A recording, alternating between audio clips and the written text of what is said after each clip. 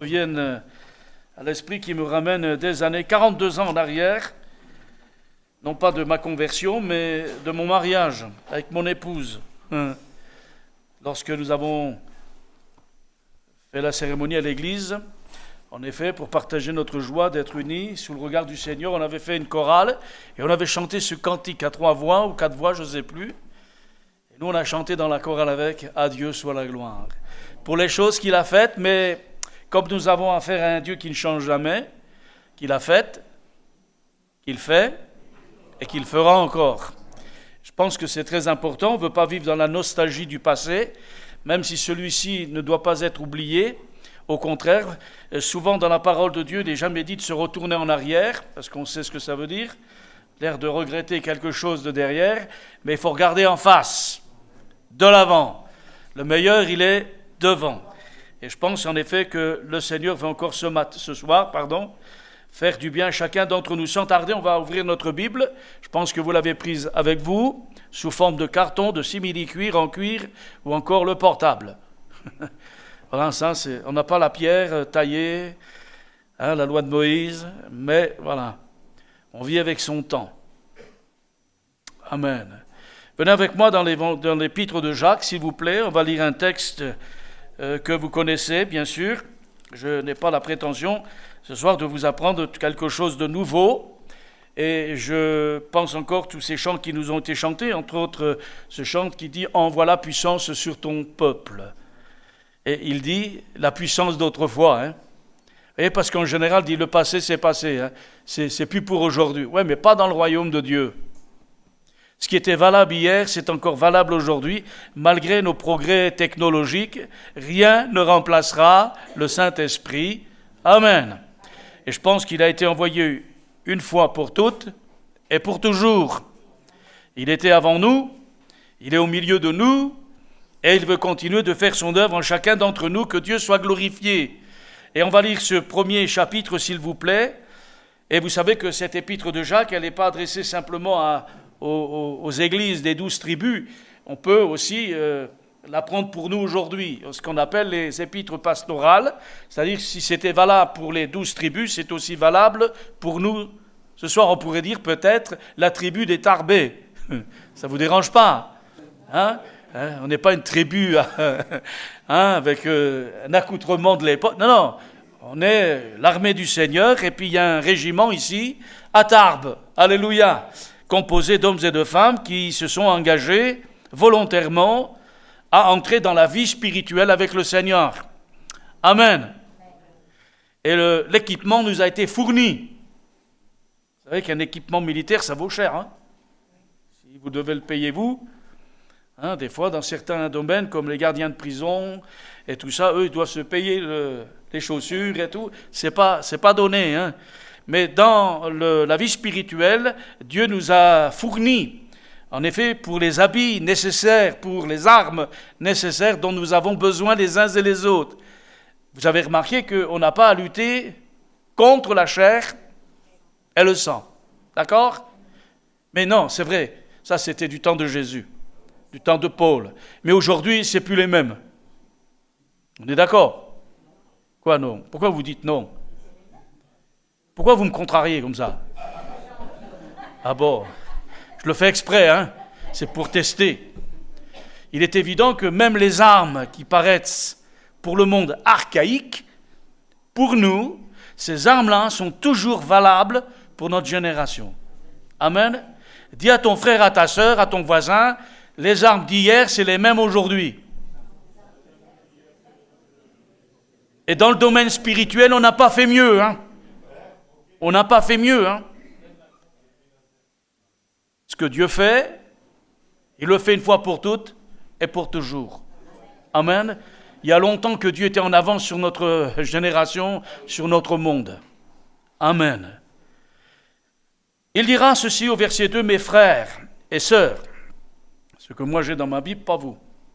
Moi je les ai, mes frères et sœurs. Considérez-vous comme très heureux quand vous avez passé par toutes sortes d'épreuves. Car, vous le savez, si votre foi résiste à l'épreuve, celle-ci produit la persévérance. Mais veillez à ce que votre persévérance tienne bon, jusqu'au bout, afin que vous soyez parfaits, sans défaut, et qu'il ne vous manque rien. Cependant, si l'un de vous manque de sagesse, qu'il la demande à Dieu, qu'il la lui donnera, car Dieu donne à tous généreusement et avec bienveillance. Mais qu'il demande avec foi, sans douter, car la personne qui doute est semblable à une vague de la mer que le vent soulève et pousse d'un côté ou de l'autre. On ne doit pas s'imaginer recevoir quelque chose du Seigneur si l'on est hésitant et partagé dans tout ce que l'on entreprend. Amen. Je suis allé déjà un peu trop loin dans ma lecture, mais ça fait rien, j'ai trouvé qu'elle était intéressante. J'ai dit que c'était un peu dommage de la couper, mais dès les premiers versets, bien évidemment, elle nous interpelle, ces paroles. Parce que je parle à des hommes, à des femmes qui ont... C'est pas grave, mon frère, si quelqu'un d'autre a oublié, éteignez-le avant qu'il sonne. Voilà. Il faut que je reprenne maintenant. Qu'est-ce que je disais? Vous voyez les interférences? Je parlais à des gens qui en effet ont certaines années de conversion, et puis d'autres qui bien évidemment sont jeunes convertis, et il est évident qu'entre un jeune converti et un ancien, il y a une différence. Oui ou non? Quand on parle à un jeune, il y a un manque. Quand on parle à un ancien, il y a un manque aussi, mais il y en a plus quand même. Et que ce soit un jeune ou que ce soit un ancien, on vit qu'une fois dans la vie. Et on ne peut pas dire que dans cette vie, on connaît tout, qu'on sait tout, donc qu'on peut tout. Non, non. Nous parlons le langage de la foi, et ce que nous croyons, nous le croyons par la foi.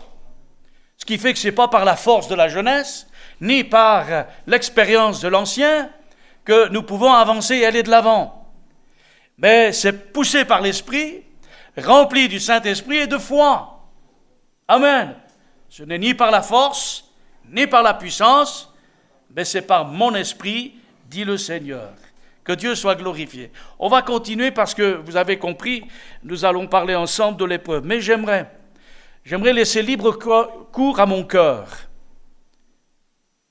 Ce que je voudrais apporter ce soir, c'est plus en rapport avec le concret de l'expérience qu'au niveau intellectuel, parce qu'on peut dire beaucoup de choses avec la tête, avec l'esprit, mais si ce n'est pas descendu dans le cœur pour ensuite être expérimenté, on n'a rien acquis. Ce n'est seulement quand on met en pratique la parole de Dieu qu'on sait de quoi on parle. Voyez, plus une pression est canalisée, plus elle est puissante. Alors peut-être ça ne vous dit rien, pour certains ça peut arriver, mais je vous donne un exemple. Quand vous ouvrez le robinet avec un tuyau d'arrosage, vous ouvrez le robinet, le jet va sortir jusqu'à toi, Maxime. Premier arrosé. Et il me suffit de pincer un peu le bout du tuyau pour que, hop, c'est la sœur derrière qui va prendre. Vous voyez, plus je canalise une pression, une ouverture de robinet, plus je canalise la pression, plus elle est puissante. Plus la vérité est canalisée dans nos vies, expérimentée, plus elle a de la puissance. La puissance ne vient pas du fait de crier, mais de la réalisation de l'expérience qu'on a acquis.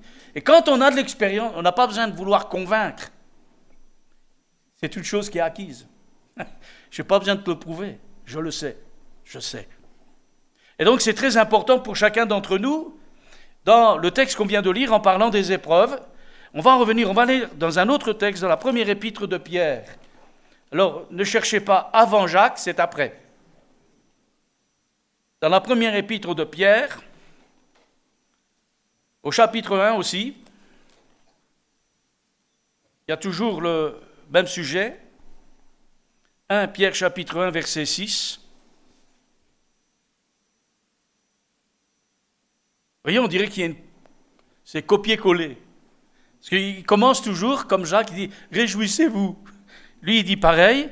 Il dit, au verset donc 6, « Débordé de joie, vous avez différemment, mais ici c'est débordé de joie, même s'il faut que, maintenant, vous soyez attristés pour un peu de temps, par des épreuves de toutes sortes.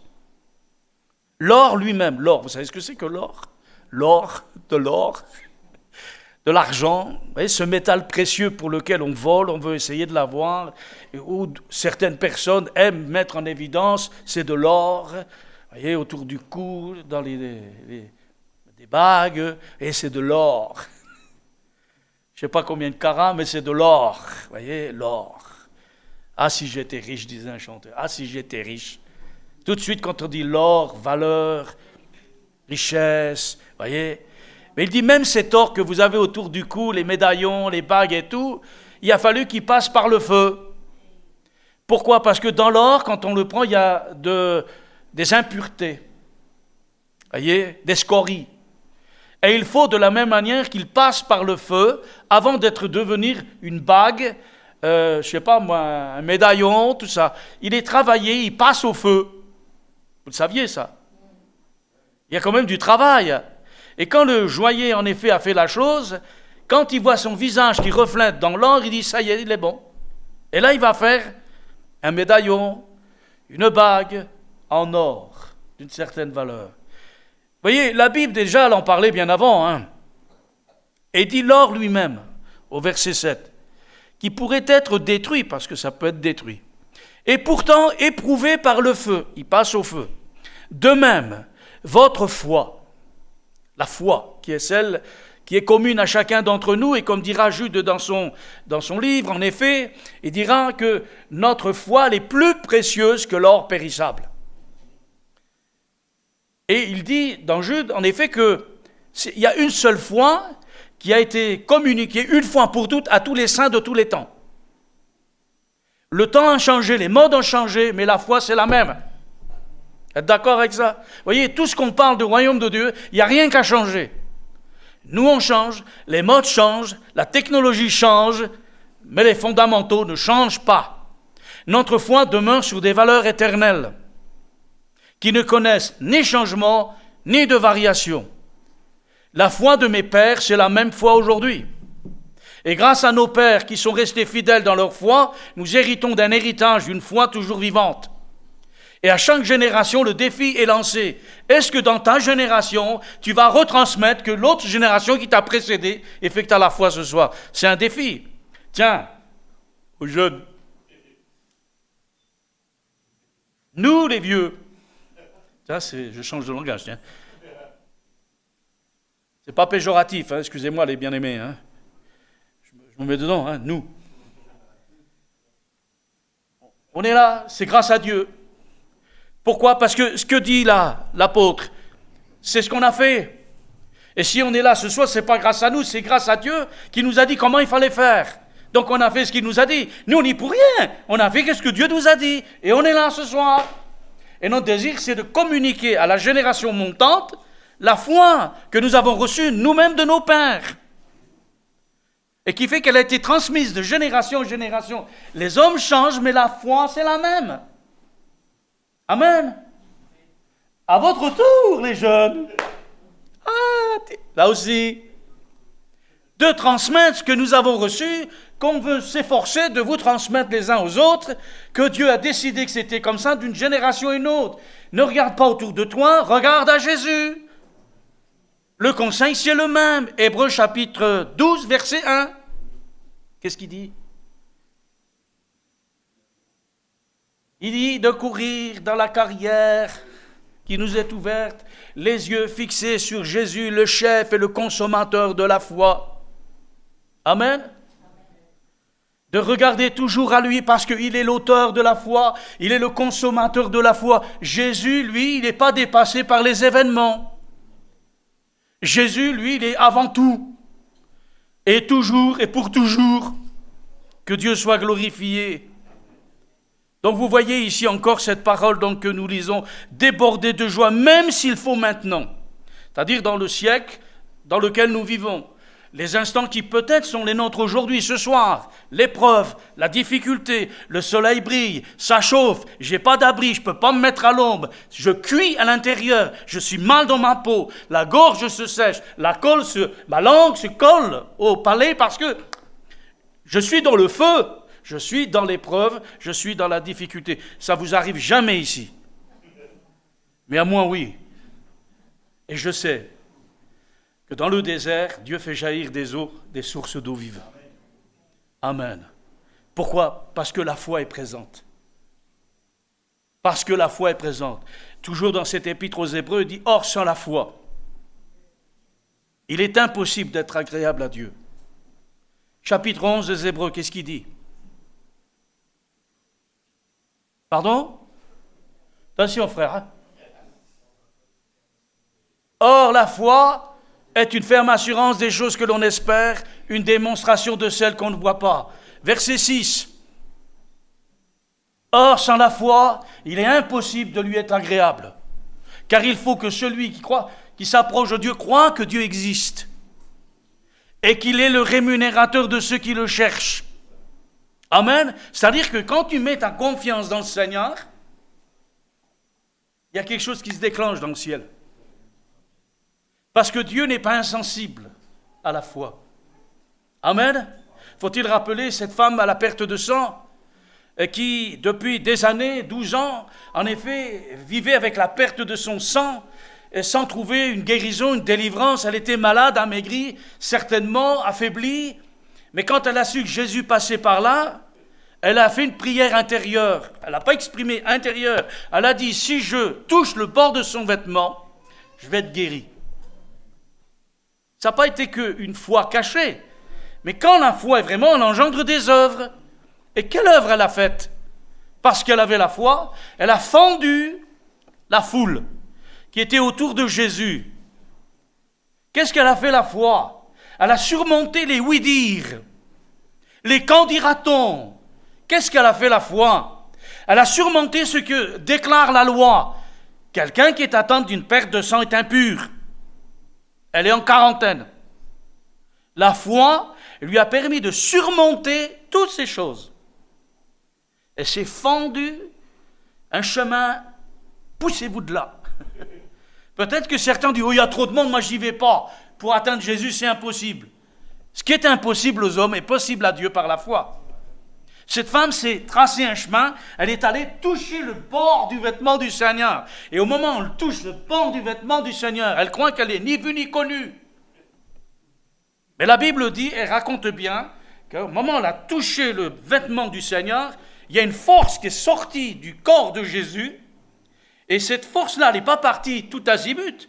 La Bible dit que cette force, elle est entrée parce que la femme, au moment où elle touche, elle sent qu'il y a une force qui rentre en elle, et elle est guérie. Mais quel est le lien entre Jésus et la femme ? Quel est le canal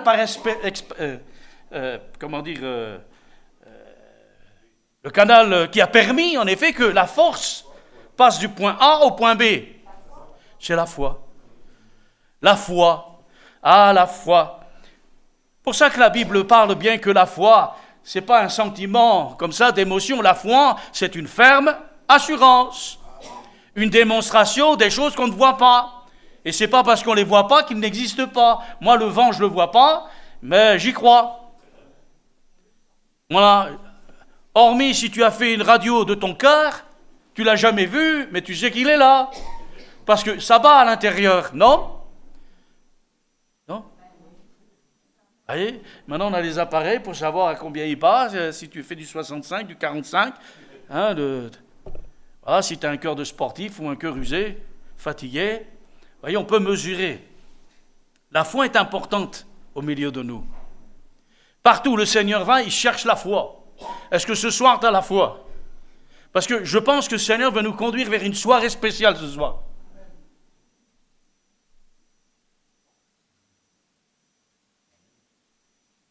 Comme ça. Parce que je crois que Dieu veut faire comme il veut. Et parfois, Dieu nous surprend dans nos programmes personnels. Dans la mesure où, bien évidemment, nous nous laissons conduire. On ne sait pas d'où il vient, on ne sait pas où il va le vent, mais quand il passe, on le sait. On voit ses effets, en effet, dans les arbres, dans les voiles du bateau, on voit sur les drapeaux, dans quel sens les manches des terrains d'aviation, on voit, le vent il vient de par là, il va par là. Le Saint-Esprit, quand il vient, quand il passe, tu le sais. Pourquoi? Il y a quelque chose qui se passe. Que Dieu soit glorifié. Et voyez donc, ici, l'apôtre Pierre dira, mais débordez de joie, même s'il faut que maintenant vous soyez attristés pour un peu de temps par des épreuves de toutes sortes. Moi, je bénis Dieu, parce que la Bible n'est pas le fruit du hasard, ni le déroulement de quelqu'un qui pense, tout simplement, et qui écrit. Moi, je crois que la Bible est vraie. Elle est la parole de Dieu. Et comme dit Paul à Timothée, dans 2 Timothée 3,16, il dit que toute parole est inspirée de Dieu, utile pour enseigner, convaincre, corriger, instruire dans toute la vérité, afin que nous devenions des hommes de Dieu, des femmes de Dieu, équipés pour pouvoir aller de l'avant. Alléluia! Dieu donne à celui qui demande, à celui qui prend conscience qu'il n'en a pas. Un jour, un homme a pris conscience qu'il doutait, et il fera cette prière à Jésus. Il dit, Seigneur, pardonne mon incrédulité, mais augmente ma foi. Je ne pense pas que c'est une question de dose. Ça n'a rien à voir. Une foi, on la reçoit une fois pour toutes et pour toujours. Mais parfois, ma foi est mélangée avec mes doutes. Et il faut que ma foi soit passée par le feu pour qu'elle sorte plus pure, donc plus forte. Mais il faut qu'elle soit débarrassée de tous les corps étrangers. Imaginez-vous, je pourrais prendre, avec une image que nous comprenons bien, est-ce que vous avez des reins? C'est quoi les reins? Il y en a qui disent, ah, j'ai mal aux reins. Non, tu as mal au dos. Il ne faut pas confondre les reins et le dos. Les reins, ces organes les plus anciens et les plus extraordinaires encore aujourd'hui. C'est ce qui purifie le sang de l'urée. Si les reins ne fonctionnent pas, qu'est-ce qui se passe? Tu t'empoisonnes, tu meurs. On appelle ça une septicémie. Anne-Marie? Pas forcément, c'est vrai. L'urée. Donc, les reins purifient le sang, sinon, on risque. C'est vitaux, comme tu disais, ce sont des organes vitaux. C'est des laboratoires les plus anciens et les plus sophistiqués. Aujourd'hui, quand il y a un problème de rein qui ne purifie plus le sang, on a des machines aujourd'hui qui pompent le sang du corps, le fait passer dans la machine, et hop, et le réinjecte dans le corps, c'est ça? Si je me trompe, vous me le dites, comme ça je me coucherai moins bête. Vous voyez, c'est la dialyse, c'est ça. Et heureusement qu'on a ça. Mais vous, quand vous dormez, est-ce que vous pensez que vos reins fonctionnent? Vous dites, tiens, tes reins fonctionner? Ou alors tu restes éveillé parce que tu as peur que la machine se débranche. Mais vous voyez, Dieu a pensé à ces choses. De la même manière, la foi est transmise. Elle est puissante, elle est forte, la foi. Les gens ils disent, mais à quoi ça sert la foi? Ça sert à rien. Comment ça sert à rien? Mais sans la foi, niat, rien. Si tu n'as pas la foi, il n'y a rien qui peut se passer. Mais si la foi est en nous, la foi de Dieu, la foi transmise une fois pour toutes, par Dieu lui-même, et qui est aussi apportée et créée par la parole de Dieu. Romains 10, 17, qu'est-ce qu'il dit?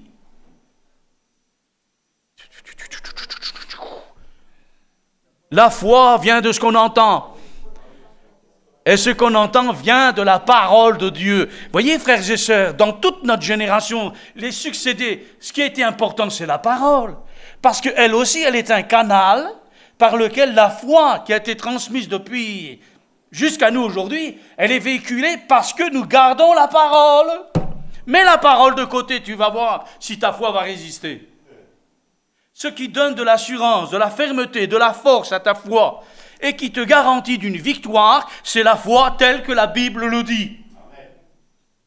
On ne peut pas aller chercher ailleurs. On ne trouvera jamais mieux que la parole. Quand vous pensez que par la parole, Dieu a créé les mondes, c'est par sa parole. D'ailleurs, la Bible dit, c'est par la foi que nous croyons que le monde a été créé, par la parole de Dieu. On n'y était pas, Mais on affirme quelque chose qui est vrai. Et ça ne nous fait pas peur, hein, la science et tout ce que vous voulez. Parce que depuis le temps qu'on essaye de prouver que Dieu n'existe pas, que le monde, c'est le Big Bang et ça est venu par hasard, dites ce que vous voulez. Nous, on dit que non. Le monde existe parce que Dieu l'a créé. Comme il faut pour une horloge un horloger, comme pour une voiture un moteur, il faut un mécanicien. De la même manière, ce monde qui fonctionne avec des rouages extraordinaires et d'une perfection extraordinaire, il a bien fallu un créateur. Et nous n'avons pas honte de dire, c'est pas un Dieu, c'est le Dieu, créateur des cieux et de la terre, comme l'affirme la parole de Dieu. Amen. Très important. Alors il nous est parlé ici, si l'or est éprouvé par le feu, qui pourtant lui va pour être détruite, pourtant éprouvé par le feu. De même, votre foi, ma foi, notre foi, elle est éprouvée. C'est bizarre quand même, hein? Non? Non, on pensait que quand tu avais la foi, ça y est, c'était tranquille. Tu es sur les rails, ça roule tout seul. Les aiguillons, les changements, tu n'as pas de problème, hein? Tu vas, tu files, il y en a d'autres qui s'en occupent. Hein? Ouais, tu ne te poses pas la question si, quand tu es dans le train, est-ce qu'il va bien mettre au bon moment le changement de direction sur les rails? On ne se pose pas la question, hein? Non? Quand tu prends l'avion, tu as confiance, hein? Parce que dans les airs, comment tu fais pour sortir de l'avion avec sa cata? Il faut bien, quelque part, avoir une certaine confiance dans la technologie, dans les hommes, dire, ouais, je vais monter. Moi, la première fois que je suis monté dans un avion, j'ai prié le Seigneur. J'ai dit, Seigneur, montre-moi que tu es bien avec moi. Et moi, je voulais aller près de l'hublot, le hublot. Et puis, je priais dans mon cœur, Seigneur, montre-moi que tu es avec moi, parce que j'allais dans une direction, je devais aller voir ma belle-sœur et mon frère, qui étaient en Alsace, pour leur témoigner. Je dis, Seigneur, montre-moi que tu es bien dans l'affaire. Il montre-moi quelque chose, un signe. Et quand je suis montré je me suis assis près de hublot, qu'est-ce que j'ai vu dans le ciel? Un magnifique arc-en-ciel. Et tout de suite, j'ai fait le lien. L'arc-en-ciel avec Noé, signe de l'alliance. Je me suis dit, Dieu est avec moi. Heureusement, vous savez pourquoi? Quand je suis atterri à l'aéroport, là-bas, c'était dans le coin là-bas, figurez-vous que dès que j'ai mis le pied sur la terre, arrivé à l'aéroport qui m'amenait là-haut, ma belle-sœur voulait me tuer. D'un coup, comme ça. Voulait me tuer. Jusqu'à ce que j'entre dans la maison, où là, paf, elle est restée couchée. Et donc, il y avait vraiment quelque chose à faire. Il y avait des puissances de ténèbres. Il y avait des choses qui étaient négatives. Et vous savez que le diable n'aime pas quand on fait l'œuvre de Dieu. Le diable, c'est pas d'hier, c'est depuis toujours. Et avant même que le monde n'existe, il était contre Dieu dans le ciel. C'est dans le ciel que le premier péché s'est fait.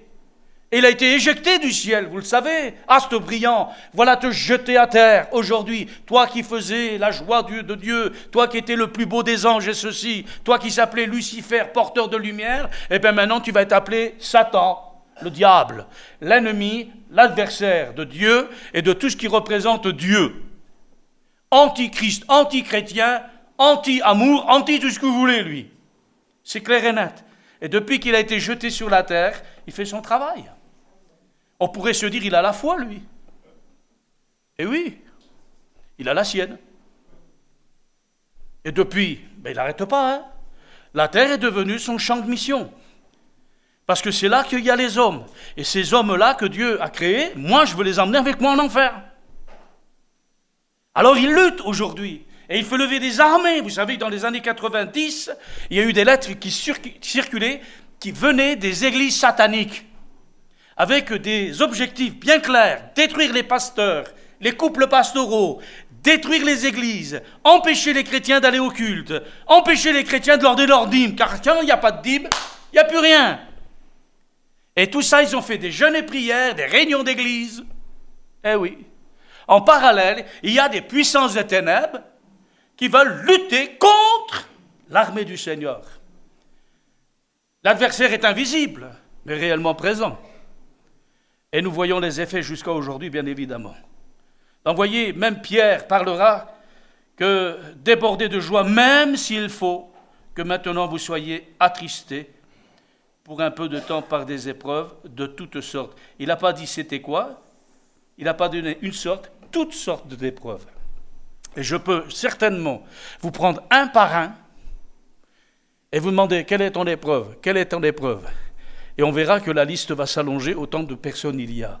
On retrouvera peut-être des fois les mêmes choses. Pour ça que la Bible dit, ne reste pas tout seul quand tu es dans l'épreuve. Viens à l'église. Tu verras que tu n'es pas toute seule et tu n'es pas tout seul à souffrir. Que les souffrances qui te sont imposées sont aussi imposées à tes frères. Alors quand on sait ça, on se dit, bon, on est ensemble. Hein. On se comprend. Vous savez ce que c'est que l'épreuve? Je vais dire ça à quelqu'un d'autre, il dit, oui, il vous faut un cachet. Hein. Il faut aller en psy. Hein. Ça ne va pas là dans la tête. Hein. Et oui, c'est tellement facile, il n'y a pas de moyens humains. Nous croyons que Dieu est celui qui nous délivre de ces choses. Allez, je vais finir avec un dernier petit texte, dans l'Épître aux Hébreux, s'il vous plaît. Venez avec moi dans le chapitre 11, justement, toujours en rapport à ce que je vous dis ce soir. Dans le chapitre 11, dans le verset 35.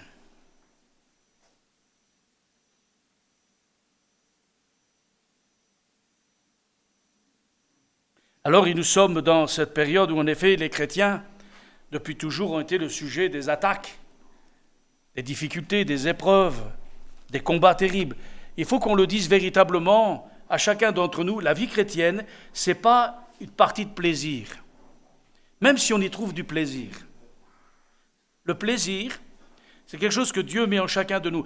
La Bible dit, fais de l'Éternel tes délices, il te donnera ce que ton cœur désire. Et quand on veut plaire à Dieu, on n'a pas n'importe quel désir. On a des désirs qui viennent de Dieu. Il les fait naître au-dedans de nous. Et il nous fait aspirer à des choses saines, conformes à la volonté de Dieu, pour lui être agréable. Moi, je n'ai jamais vu Dieu donner des choses mauvaises à ses enfants. Quel est le père, la mère qui aime ses enfants, va vouloir donner du mal? Mais non, et pourtant Jésus dit, si méchant comme vous êtes, vous savez donner de bonnes choses à vos enfants, à combien plus forte raison votre Père Céleste ne vous donnera-t-il pas toutes choses par-dessus tout? Alors ne vous inquiétez pas, faites confiance, ayez foi. Et là, dans ce contexte du chapitre 11, qui sont les héros de la foi, est-ce que vous vous rappelez quelles ont été les épreuves de ces frères et sœurs de la foi? Qu'est-ce qui s'est passé? Donnez-moi un petit peu une liste. Qu'est-ce qu'il y avait? Oh, je vais vous aider. Il y en a, ils étaient sciés. On les sciait. Je ne sais pas, mais... Scier? Et on va te scier, puis quand tu vois la scie, tu la vois se rapprocher de toi. Est-ce qu'on peut comprendre ce qui se passait déjà à l'époque? C'est pas nouveau, hein, les persécutions. Hein. Vous vous rendez compte? La Bible dit ils étaient sciés.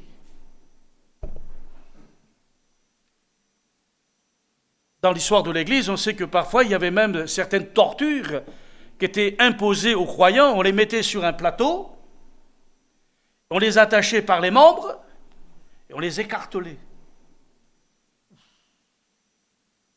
Vous vous rendez compte, vous?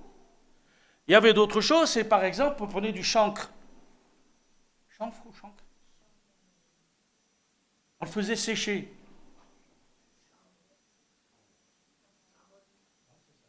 Et on les mettait dans la bouche des croyants. Et après on tirait. Et ça arrachait la gorge. Vous vous rendez compte un peu ce qu'on faisait autrefois? Et là, qu'est-ce qu'il y a encore dans la liste de ces fameux héros de la foi? Comment? Oui, ça aussi, ça on va le lire. Mais qu'est-ce qu'il y avait? On les faisait manger par les lions. On les jetait aux lions. Mais attendez, c'est pas n'importe quel lion, c'est pas les lions du zoo. Hein. Les lions dans les zoos, ils sont nourris, eux. Mais les lions qu'on mettait dans l'arène, on les gardait à jeûner pendant pas mal de jours pour qu'ils soient affamés.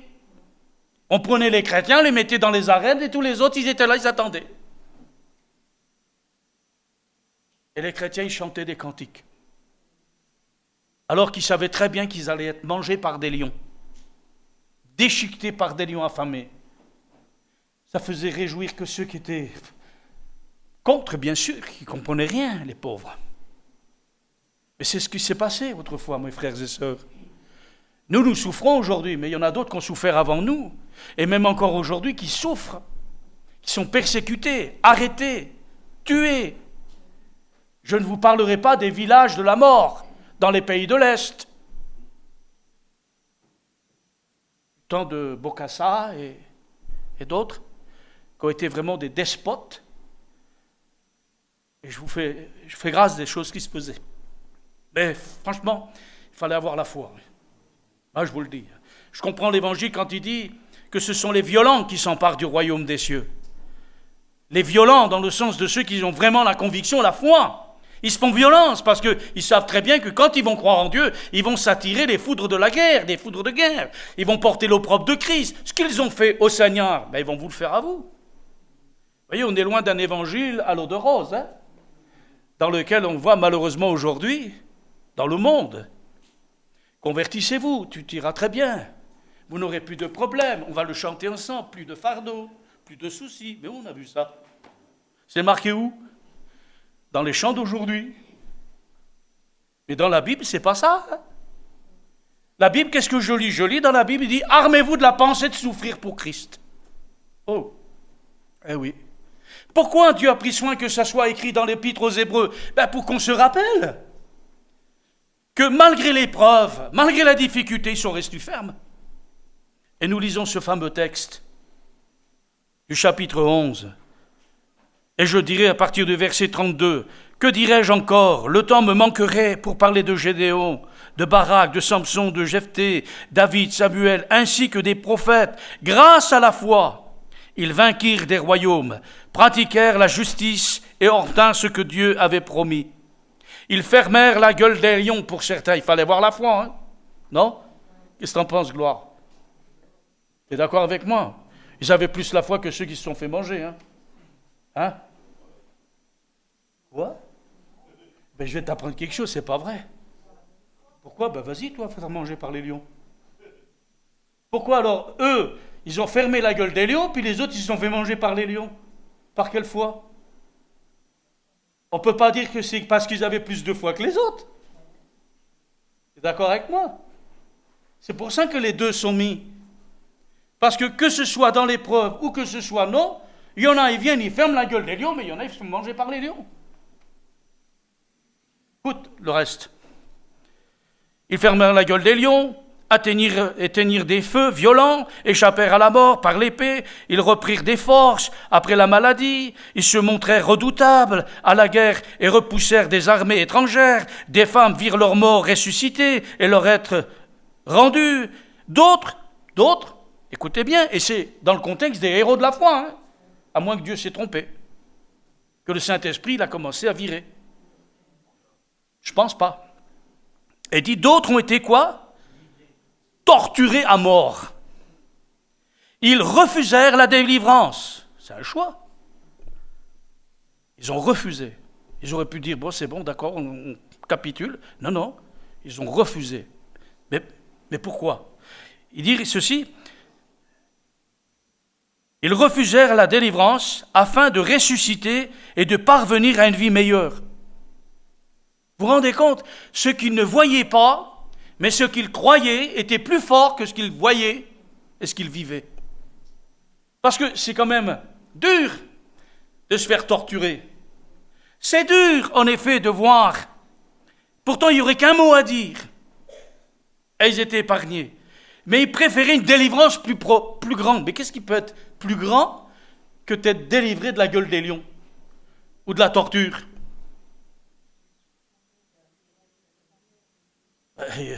Voilà, c'est les choses du ciel, qui est plus forte et qui est plus riche et qui possède une espérance qui ne trompe jamais.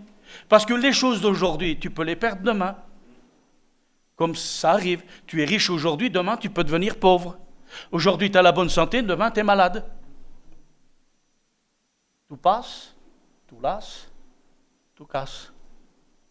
Pourquoi s'évertuer à défendre quelque chose que de toute façon que tu vas perdre quand même.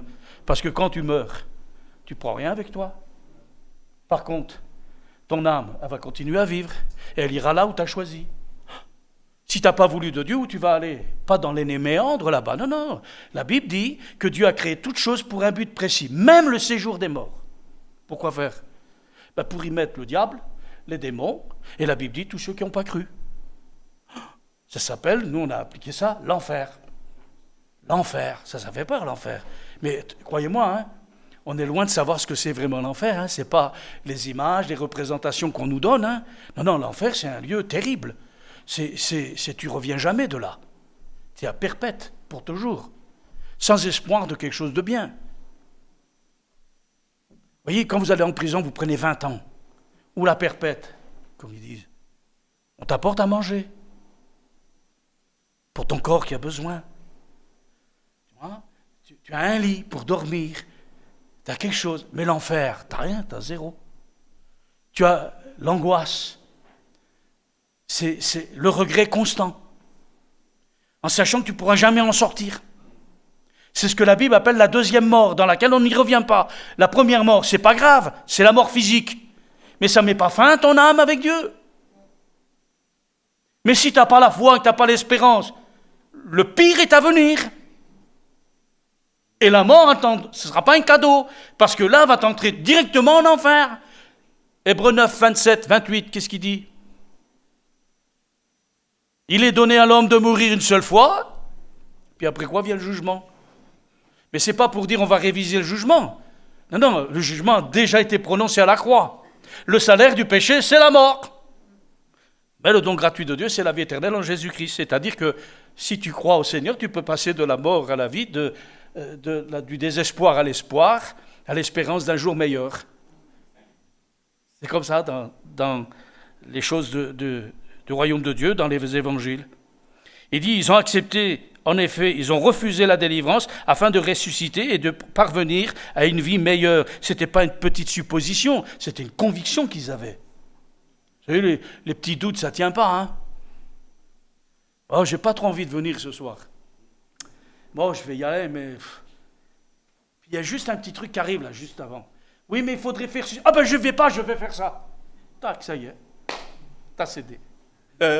Ça vous arrive pas, ça, non? Hein? J'ai décidé, je vais venir. Puis comme par hasard, le jour où tu dois venir, tu as un problème ou tu as des invités.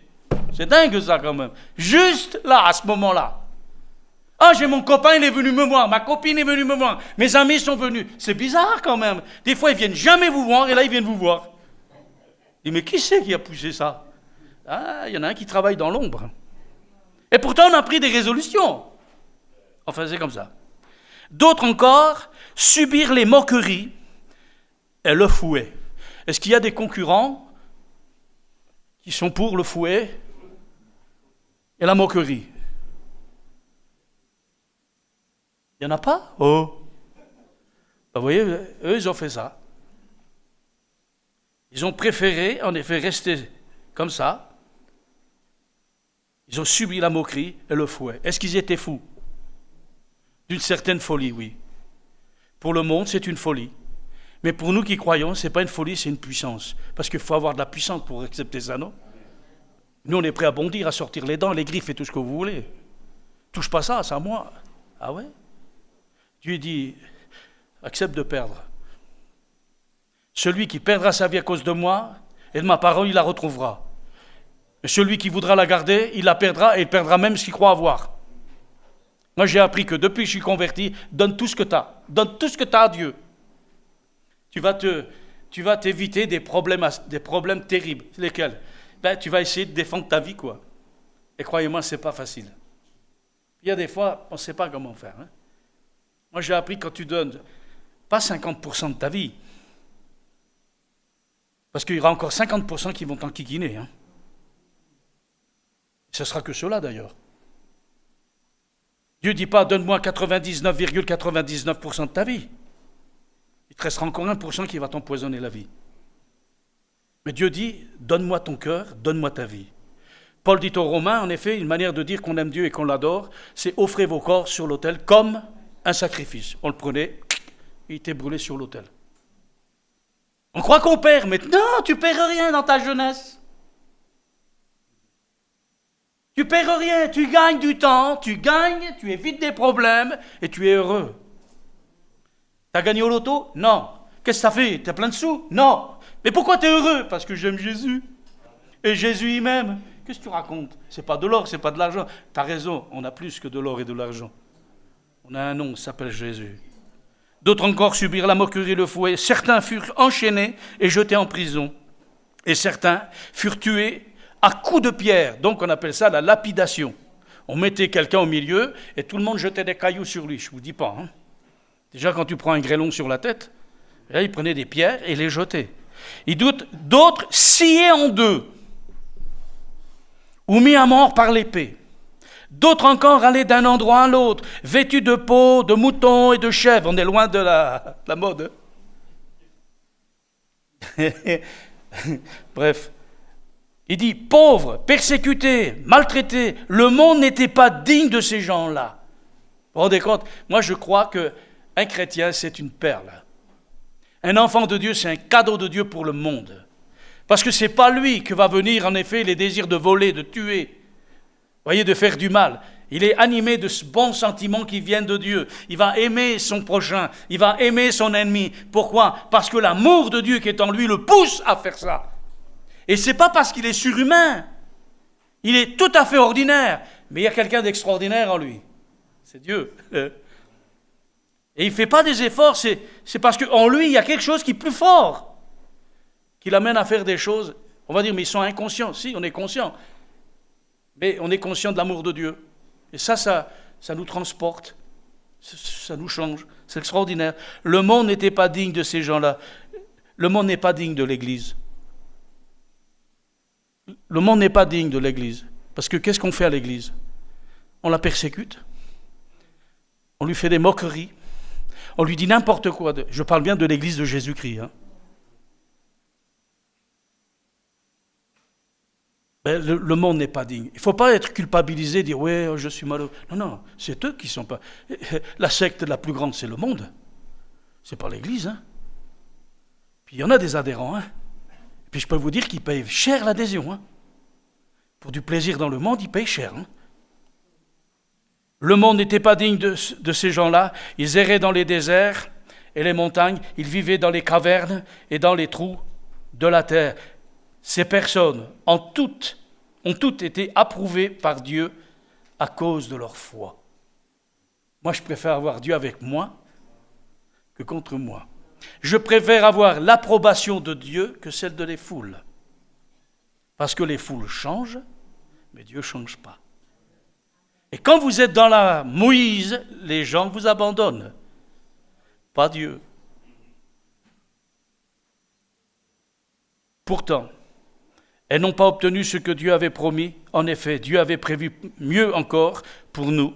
Il n'a pas voulu qu'elles soient conduites sans nous à la perfection. Vous savez qu'un jour, les croyants des générations qui nous ont précédés, un jour vont être réunis avec nous quand on partira avec lui.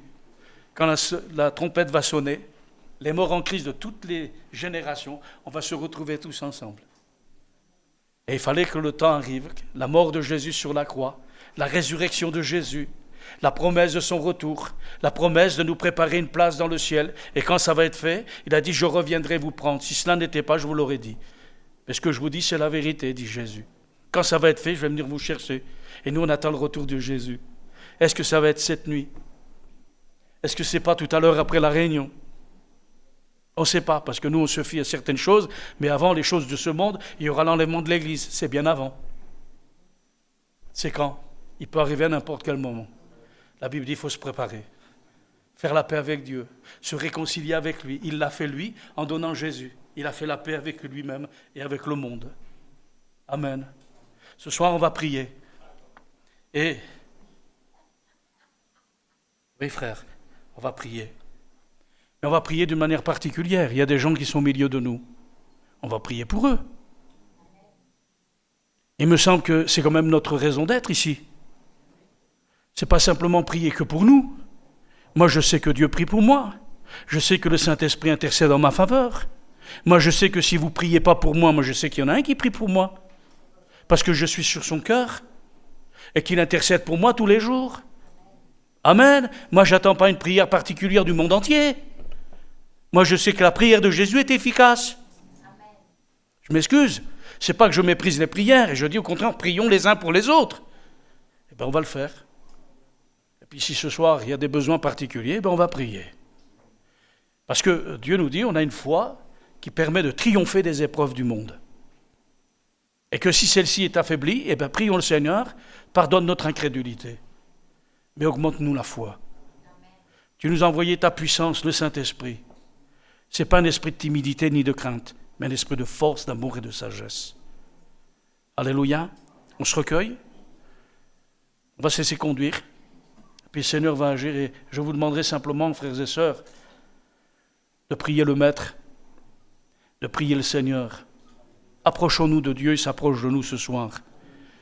Nous ne voulons pas chanter des cantiques, mais nous voulons vivre ces cantiques d'autrefois, qui étaient l'expérience d'épreuve, d'hommes de foi.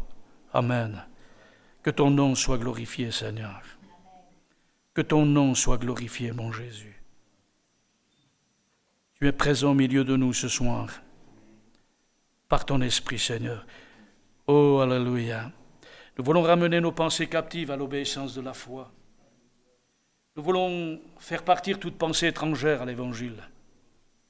Nous ne voulons garder que le meilleur et rejeter tout ce qui vient de nous, tout ce qui vient de moi, pour ne garder que l'essentiel, ta parole, inspirée de Dieu, imprimée de ta présence, imprégnée de toi, Seigneur. Et ce soir, on est là, tous ensemble, unis d'un même cœur, au bénéfice du même Dieu, du même Esprit, du même Seigneur qui est au milieu de nous. Et nous voulons encore mettre notre foi en action. Nous ne voulons pas reculer devant la difficulté, mais nous voulons nous lever comme un seul homme. Nous ne voulons pas nous laisser intimider ni apeurer comme ça s'est fait avec Goliath devant ton peuple. Merci pour David, qui lui était animé d'un autre esprit. Petit peut-être, mais il y avait la force en lui. C'était la force qui venait de toi, Seigneur. Il ne s'est pas laissé intimider par le Goliath, ce géant qui était devant lui, habitué à la guerre, expérimenté. La foi a triomphé de l'homme de guerre, de la stratégie humaine. La foi triomphe de l'épreuve. Ce soir, mon frère, ma sœur, mon ami, une seule chose à faire, c'est de se tourner vers le Seigneur. Une seule chose à faire, c'est de fixer tes regards sur celui qui, du haut des cieux, qui te dit « Fais-moi confiance ». Tu mets ta foi en Dieu, Jésus dira « Mets ta foi aussi en moi ». La foi que vous avez mis en lui, en Dieu, le Créateur, mettez-vous aussi cette foi en moi. Vous êtes fatigués, vous êtes chargés, Jésus dit « Venez à moi ». Vous tous qui êtes fatigués et chargés. Recevez mes instructions, recevez ma parole. Acceptez de venir à mon école, de mettre le joug sur vous. Et vous allez trouver du repos pour vos âmes. Ce n'est pas moi qui le dis, c'est le Seigneur qui le dit. Alors Seigneur, ce soir, nous voulons mettre à défi, en effet, toutes ces oppositions qui sont là devant nous. Nous ne voulons pas nous laisser intimider, mais nous voulons avec foi prier maintenant. Au nom de Jésus, par le Saint-Esprit. Alléluia, Seigneur, lève-toi au milieu de nous. Défends ta cause, Seigneur. Montre-nous que tu es toujours le même, hier, aujourd'hui, éternellement. Non pas pour nous, parce que nous, on sait ce qui tu es, mais pour ceux et celles qui ont besoin d'avoir cette assurance en eux que tu es le Christ, le Fils du Dieu vivant et vrai. Celui qui guérit, celui qui sauve, celui qui baptise du Saint-Esprit, celui qui a dit qu'il reviendrait bientôt et qui est présent au milieu de nous, par son Esprit. Que ton nom soit glorifié. Je voudrais qu'on se lève tous à notre place, s'il vous plaît. Alléluia. On est tous